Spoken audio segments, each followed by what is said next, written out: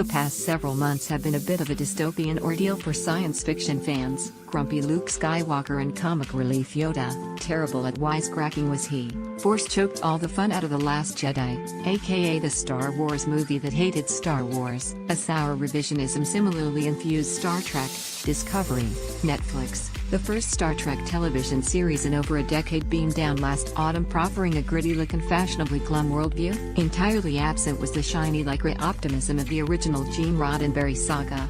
Old-school Trek devotees were in many cases aghast. The damp squid quality of the new show was thrown into further relief by Black Mirror episode USS Callister, a commentary on toxic nerddom that doubled as loving homage to classic, rubber-eared Star Trek. Quentin Tarantino's plans for a sweary reboot of Kirk, Spock and company added to the impression of a franchise lost in space. Evasive action was clearly required, so it is to Discovery's credit that it returns from a mid-season break with a renewed sense of purpose and a greater willingness to engage, and perhaps pander to, its core audience. As a member of that core audience, I say pander all you wish. None other than Star Trek, The Next Generation's trombone-tooting first officer Will Riker, aka Jonathan Frakes, has been drafted in as director. Frakes also oversaw Star Trek, First Contact, one of the series' outstanding big-screen excursions and a laudatory of example of Star Trek as both smart and uplifting. Discovery's fan service continues with an explicit nod towards the ghosts of Star Trek past. The eponymous USS Discovery has slipped through an interdimensional gateway into a parallel reality ruled by the fascist Terran Empire, the very organization with whom Captain Kirk and Mr. Spock had a close encounter in 1967. Favorite Mirror Mirror. This time the mission is led by science officer Michael Burnham, The Walking Dead Sonequa Martin Green, and Harry Potter alumnus Jason Isaacs, who continues to imbue Discovery Captain Gabriel Lorca with a knowing wooden quality that's hard not to see as a tribute to / parody of William Shatner. Credit: Jantes. The Terran Empire is portrayed, fairly unashamedly, as a Trump verse with chrome knobs on. Its denizens are boorish, despotic barbarians against whom the galaxy's non-human races are allied. The Terrans' preferred means of attack, one suspects, is an all-caps Twitter tirade.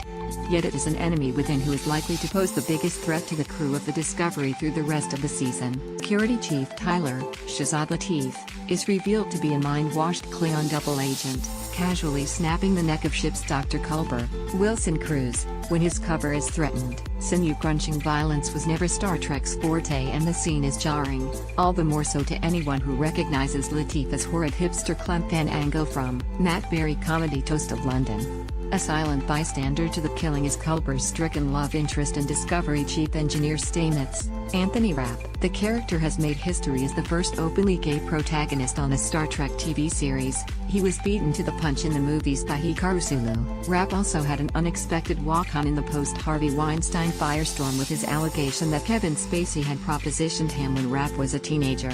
Stamets has been in a coma since, using a fungi-powered spore drive. You can see why Star Trek fans are slow warming to Discovery, to whiz the ship across time and space and into the maw of the Terran Empire. That embarrassing faux pas must now be cleaned up by Burnham. Posing as her wicked alternative universe self, she beams onto her old vessel, the Sinjo, with her as secretly evil Tyler and the openly smarmy Lorca. In this version of reality wanted for attempted assassination of the Terran Emperor, their plan is to infiltrate the Sinjo under the pretense that Burnham is bringing to justice the traitorous Lorca. The scheme soon turns as sour as a post-Christmas spat of Romulan ale. Burnham accidentally wins command of the ship when the incumbent attacks her and dies. As with the Trump White House, succession in the Terran Empire is a brutal blood sport.